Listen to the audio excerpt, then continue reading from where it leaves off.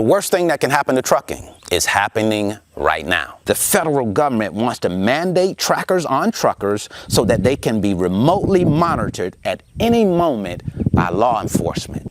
The FMCSA is readying the kill shot to kill trucking as we currently know it. And I don't think there's any denying that trucking, owning your own truck, being a business owner in the trucking industry has gotten worse and worse, has gotten less and less convenient, has gotten less and less lucrative throughout the years because of regulation. Some of us think that regulation is a good thing when it goes in our favor. But that is what we have to understand. Regulation will not go in your favor most times. It's all about control, controlling the trucking industry. And when they control the trucking industry, they do what they want. Now, there's a reason why they can do what they want.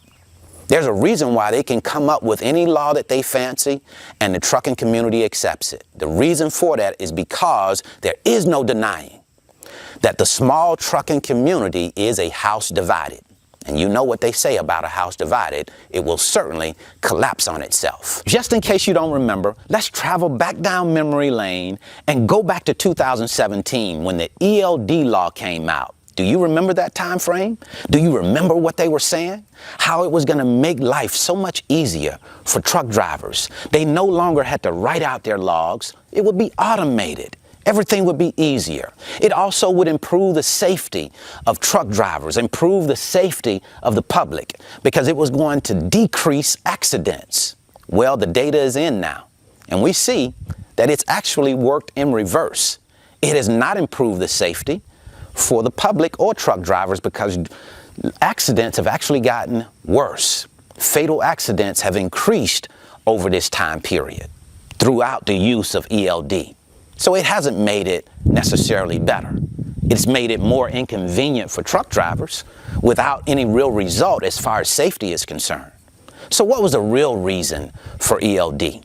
I submit to you it was about control. It was about oversight. It was about making life easier for law enforcement. Now let's take a look at what they have in store for the trucking industry now that they have the ELD law already in place, because one thing builds on another. One regulation builds on more regulation. So they say the FMCSA has initiated rulemaking to revise ELD regulations to both expand the type of data. Now already they're checking the date, the time, the location, the engine hours, the engine miles, electronic IDs that give you information about the driver. They're already getting all that information. They want more information, right? And they want that information to be recorded at more frequent intervals. This would allow employers to collect even greater information about their employees under the illusion of a government mandate.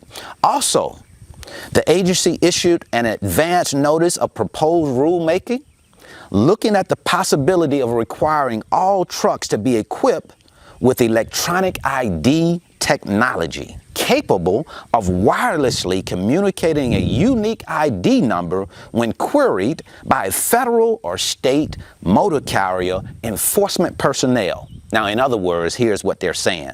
The federal government wants to mandate trackers on truckers so that they can be remotely monitored at any moment by law enforcement.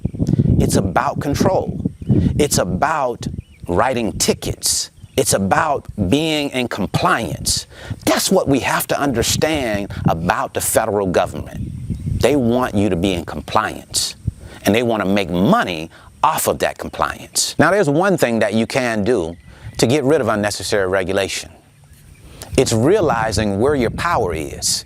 You see, small truck drivers, your power is in numbers. You have powers that you don't even realize because you're not unified. There is no unification within the trucking industry. So because of that, the federal government can give you bullshit laws and you accept it, you adjust to it, and you move on. But in the meantime, you sacrifice lifestyle. You sacrifice your privacy. You sacrifice your profits because many of you are in so much debt that you have to accept whatever they give you. And because of that, you are making your own industry a worse industry for those that will come behind you. And if you're okay with that, you can continue down the road that you're going, and regulation will continue to be imposed.